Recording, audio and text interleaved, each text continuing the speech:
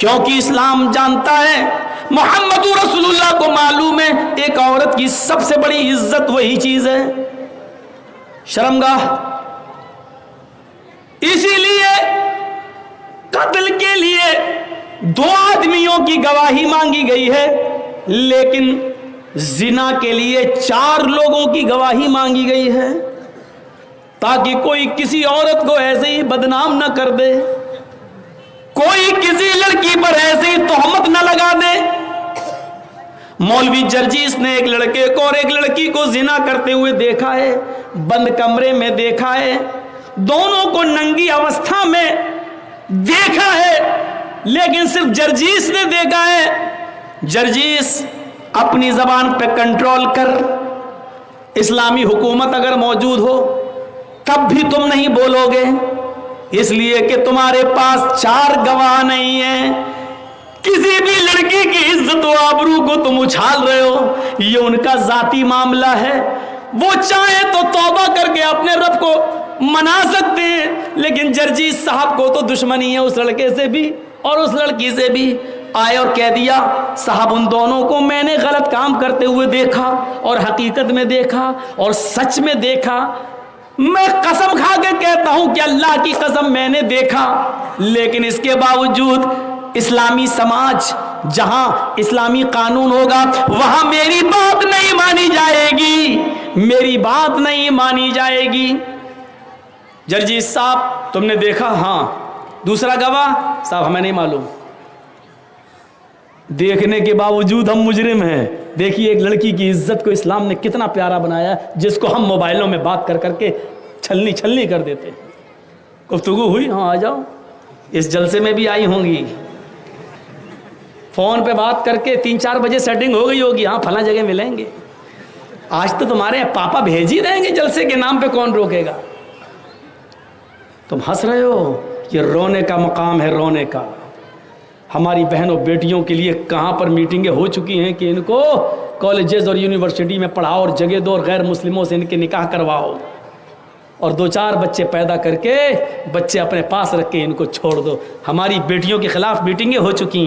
आप हंस मोबाइल में लगे हो, एक्सक्यूज मी, हाय हाय डार्लिंग, इसी में आज हम पड़े हुए हैं। याद रखो, जिस रास्ते पे तुम चल रहे हो, अल्लाह की कसम ये रास्ता तुम्हारे घर तक जाता है, तुम्हारी दहलीज तक जाता है। कुरान ने जिना को क्या कहा है? ला तक़रबुज़ ज़िना। कुरान ने क्या कहा है? ला तक़रबुज़ ज़िना इन्नहु काना फ़ाहिशतन व साअ सबीला। ये बहुत गंदा रास्ता है। अल्लाह ने जिना को गंदा रास्ता क्यों कहा? जिना को ये नहीं कहा गंदा काम। अल्लाह ने क्या कहा? गंदा काम तो है ही, लेकिन बहुत गंदा रास्ता भी है। ये गंदा रास्ता क्यों कहा?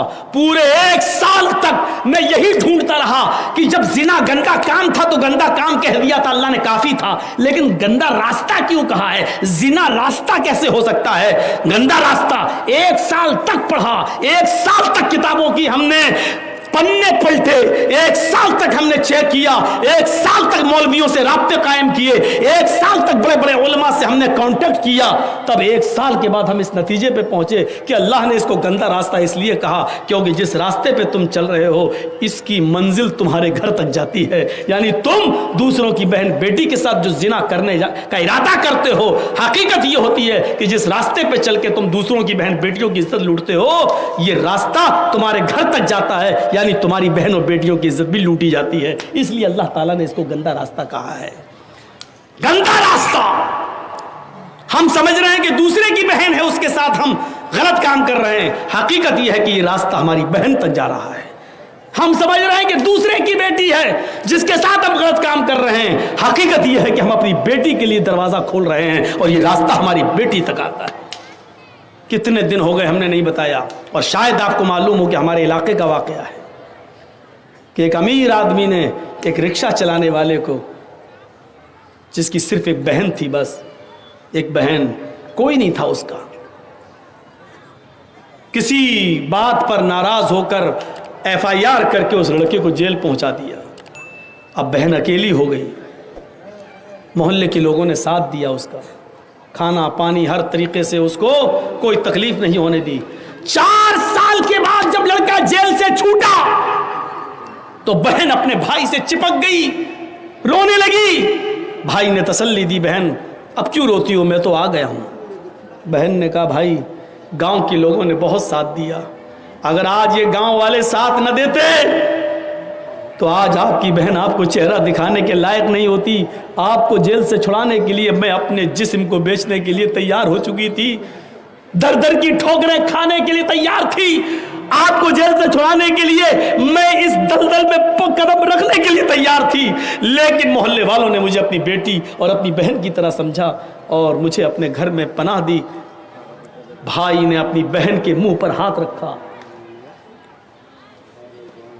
اے چاچا جی چپ کرا دو ان کو, میرے کان میں آواز جا رہی. اب وقت ہے ان کا من ربو کا اور ماں دینوں کا تیاری کریں کہ تمہارا رب کون ہے. فرشتے سوال کریں گے, اسٹیج پہ بول رہے ہیں چاچا.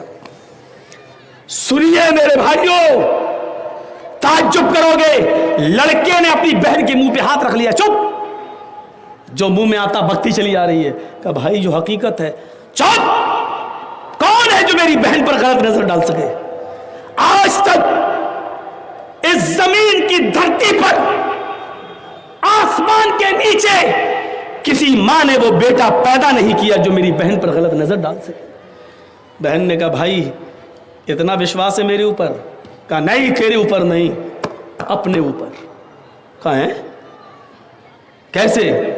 کہا میری بہن تو جانتی ہے کہ تیرا بھائی کیا کرتا ہے؟ کہا رکشہ چلاتا ہے. تیری بہن تیرا بھائی صبح اٹھتا ہے شام تک رکشہ چلاتا ہے, تجھے پالتا ہے پوستا ہے اور تیرے جہیز کے سامان کی تیاری کرتا ہے, تیرا گھر بسانے کی تیاری کرتا ہے. تیرے بھائی کے رکشے پر صبح سے لے کے شام تک پتہ نہیں کتنی عورتیں بیٹھتی ہیں اور کتنی اسکول کی اور کالج کی لڑکیاں تیرے بھائی کے رکشے پر بیٹھتی ہیں.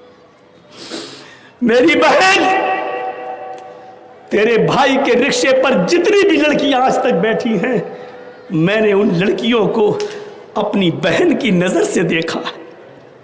جب میں نے آج تک کسی کی بہن پر غلط نظر نہیں ڈالی تو میری بہن پر غلط نظر کون ڈال سکتا ہے؟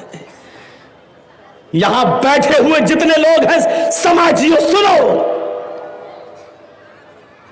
اتر دیناج پور کے چپے چپے سے آنے والوں سنو, اپنی بہن پر بھروسہ وہی کرنا یہاں سے اٹھنے سے پہلے جو اپنے آپ کو بھروسے کے لائق سمجھتا ہو. اتنا یاد رکھنا, اگر تم نے کسی کی بہن اور کسی کی بیٹی کی عزت و آبرو سے کھیلا ہے تو حقیقت میں تم نے اپنی بہن اور اپنی بیٹی کی عزت و آبرو سے کھیلا ہے. اس نوجوان نے صاف کہا, میں نے آج تک تیرے بھائی کے رکشے پر جتنی لڑکیاں بیٹھی بہن کی نظر سے دیکھا. جب میں نے کسی کی بہن پر غلط نظر نہیں ڈالی تو میری بہن پر کون غلط نظر ڈال سکتا ہے؟ اس جملوں سے ہمیں اور آپ کو سبق لینا چاہیے. سبق, اگر آپ نے کسی کی بہن اور بیٹی پر غلط نظر ڈالی تو یاد رکھنا ہم نے راستہ بنا دیا ہے اپنے گھر میں اپنی بہن اور اپنی بیٹی کے دروازے تک پہنچنے کا. الفاظ کڑوے ہیں مگر حق بجانے بھون, الفاظ سخت ہیں لیکن اللہ کی قسم غلط نہیں ہیں. الفاظ میں تھوڑی سی سختی ہے لیکن میں معافی نہیں مانگوں گا کیونکہ معافی کا چندہ کرنے کی عادت میری نہیں ہے. کس بات پر معافی مانگوں؟ کوئی غلط بات میں نے نہیں کہی ہے. اگر تم دوسروں کی بہنوں بیٹیوں پر غلط نظر ڈالو گے تو ہماری بہنوں بیٹیوں پر بھی غلط نظر ڈالی جائے گی. کما تدین تدان, عربی زبان کا مقولہ ہے, جیسا کرو گے ویسا بھرو گے. یہ حالات ہے, یہ صورتحال پیدا ہوئی. ایک جہیز کی لعنت ہم ختم نہیں کر پا رہے ہیں. اکیلے محمد رسول اللہ نے کتنی برائیوں کو ختم کیا ہے. شراب مکے میں بہہ گئی, جوا ختم ہو گیا, اور امن و امان ایسا کہ آج بھی سعودی عرب کے اندر اگر 5 ریال اور 10 ریال بھی پڑے ہوں تو ڈر سے کوئی اٹھاتا نہیں ہے. اگر اٹھا لیں گے کیمرے میں ریکارڈ ہو گیا تو کہیں میرا ہاتھ نہ کاٹ ڈالا جائے. آج بھی امن و امان اور شانتی کا ایسا گہوارہ بن گیا ہے ہمارا عرب ملک. آپ غور کر رہے ہیں؟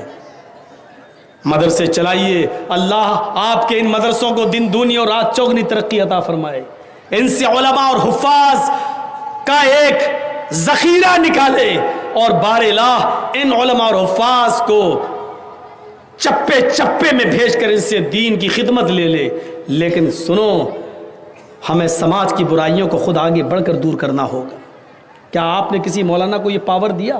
صرف اتنا پاور ہے کہ جرجی صاحب یہاں کرسی پر بیٹھے ہو، 1.5 گھنٹہ 2 گھنٹہ جتنی دیر بول رہے ہو، بس یہاں پر جو چاہو بول دو۔ کیا آپ نے کبھی ہمیں یہ موقع دیا ہے کہ کسی کے بارات میں لڑکے کی ہم جائیں اور وہاں پر یہ کہہ سکیں کہ یہ 300 آدمیوں کی جو بارات آئی ہے یہ غلط ہے، اسلام کے خلاف ہے، شریعت کے خلاف ہے؟ مولانا جرجیز کو آپ بارات سے باہر بھگا دیں گے، کہیں گے چل جلسے میں بولنا، یہ تیرے باپ کی بارات نہیں ہے، میرے بیٹے کی بارات ہے۔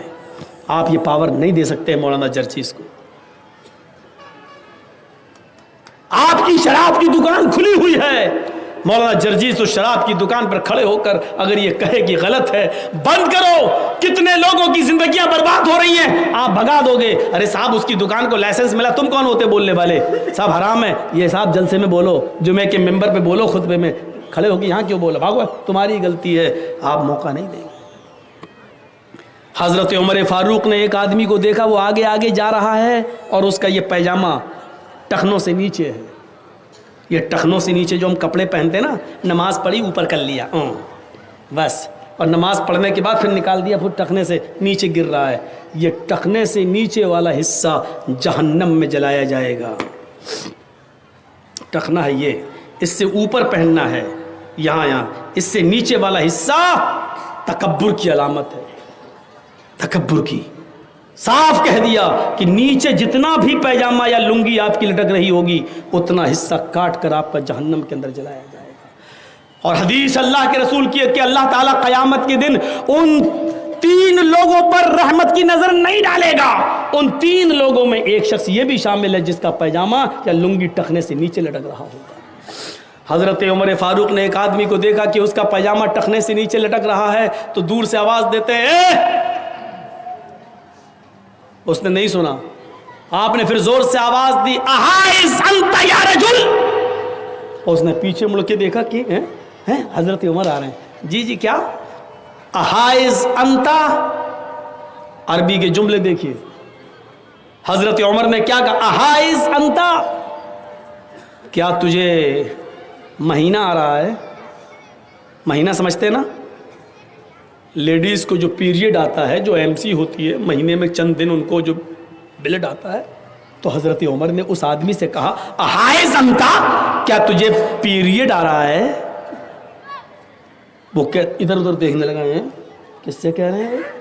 کہا امیر المومنین کس سے کہہ رہے ہیں؟ یہاں تو کوئی عورت نہیں جا رہی ہے۔ کہا کہ انتا کہہ رہا ہوں تب بھی سمجھ میں نہیں آ رہا ہے، تجھے کہہ رہا ہوں، تجھے پیریڈ آ رہا ہے، مہینہ آ رہا ہے، MC ہو رہی تجھے؟ کہتا مجھے؟ کہاں؟ تیرے بارے میں پوچھ رہا ہوں۔ مسکرا کے کہتا ہے آپ کا دماغ صحیح ہے، حل یحیض الرجل، کیا مرد کو بھی مہینہ آتا ہے؟ اس نے کیا کہا؟ کیا مرد کو بھی مہینہ آتا ہے؟ تو حضرت عمر نے کہا کیا مرد بھی ٹخنے سے نیچے کپڑا پہنتا ہے؟ یعنی مرد کو نہیں، عورت کو حکم دیا اللہ کے رسول نے کہ وہ ٹخنے سے نیچے کپڑا پہنے، اس کے تو پیروں کی انگلی بھی نہ دکھے۔ یہ عورت کو حکم دیا، مرد کو حکم دیا ہے کہ ٹخنوں سے اوپر پہنے۔ جب تو کپڑا پہننے میں عورت کا کام کر سکتا ہے تو ہو سکتا ہے کہ مہینے میں بھی عورت کا کام کر رہا ہو، تجھے مہینہ آ رہا ہو۔ کہنے لگا نہیں نہیں ٹھیک ہے، اس نے اوپر کر لیا۔ حضرت عمر نے اپنے غلام سے کہا اسلم جی بالسکین، چھری لاؤ۔ آئے ہائے ہائے، کہا چھری لاؤ۔ آپ کا سماج مولوی جرجیز کو یہ پرمیشن نہیں دے سکتا۔ حضرت عمر نے کہا چھری لاؤ، چھری آ گئی۔ اس نے کہا کیا کر رہے ہیں امیر المومنین؟ کہا اس کو میں کاٹوں گا جو ٹخنے سے نیچے ہے۔ کہا میں گھر جا کے خود کاٹ لوں گا، آپ دوبارہ دیکھیں گے تو آپ ہمارا پیجامہ ہی پھاڑ دینا، لیکن ہمیں موقع دے دیجئے، گھر جا کے سنبھال لوں گا۔ حضرت عمر نے کہا کہ یقیناً تو گھر جا کے سنبھال لے گا، لیکن اللہ کے نبی صلی اللہ علیہ وسلم نے فرمایا جب کوئی برائی تم اپنی آنکھوں سے دیکھو تو پہلے اپنے ہاتھ سے دور کرو، جب ہاتھ سے دور کرنے کی طاقت نہ ہو تو زبان سے منع کرو، اور زبان سے بھی منع کرنے کی طاقت نہ ہو تو دل سے برا سمجھو. میرے پاس ہاتھ سے دور کرنے کی طاقت ہے، اس لیے اس برائی کو میں اپنے ہاتھ سے دور کروں گا، ورنہ قیامت کے دن میں اپنے رب کو کیا منہ دکھاؤں گا. ادھر آ. کاٹ دیا پیجامہ، یہاں تک کاٹ دیا، صوفی بنا دیا. لے، جس برائی کو اپنی آنکھوں سے دیکھا اپنے ہاتھ سے دور کر دیا. کیا سماج ہمیں اس بات کی اجازت دے گا؟ سماج جلسے کی اجازت دے گا، اسٹیج بنا دے گا، مولانا صاحب بول لو، جو من میں آئے بول دو، یہاں کوئی کچھ نہیں کہے گا. لیکن صرف اسی 1.5 گھنٹے اور 2 گھنٹے تک آپ کی ہم سن لیں گے، اس کے بعد نہیں سنیں گے. قرآن پڑھ جائیے. اللہ تعالیٰ نے کہیں نہیں کہا کہ نیکیاں نیکیاں نیکیاں نیکیاں، یہ نہیں کہا، لیکن برائیوں کے سلسلے میں اتنا زور دیا کہ برائیوں سے رکو. ہاتھ سے دور کرنے کی طاقت ہو تو ہاتھ سے کرو، ہاتھ سے دور کرنے کی طاقت نہ ہو تو زبان سے روکو، اور زبان سے بھی دور کرنے کی طاقت نہ ہو تو دل سے برا جانو. آج شراب کے کتنے اڈوں کو تم روک سکتے؟ ٹھیک ہے، دوسروں کی آپ نہیں کر سکتے ہو، اپنے گھر کی برائی تو روک سکتے ہو. اپنے گھر کی برائی، آپ کے گھر میں آپ کا بچہ 12 بجے رات تک موبائل چلاتا ہے، اینڈرائڈ موبائل، فیس بک اور میسنجر اور یوٹیوب پہ لگا ہوا ہے، کتنا آپ نے اپنے گھر کی اس برائی کو روکا ہے؟ آپ کی بیٹی 18 سال 20 سال کی ہو چکی ہے، اینڈرائڈ موبائل چلا رہی ہے، آپ نے اپنی بیٹی کے اوپر کتنی نگرانی رکھی ہے؟ فیس بک بھی چلا رہی ہے، واٹس ایپ بھی چلا رہی ہے، اپنے اسکول کے دوستوں اور سہیلیوں سے باتیں بھی کر رہی ہے. آپ نے کتنی نگرانی کی ہے اپنی بیٹی پر؟ چھوڑ دو.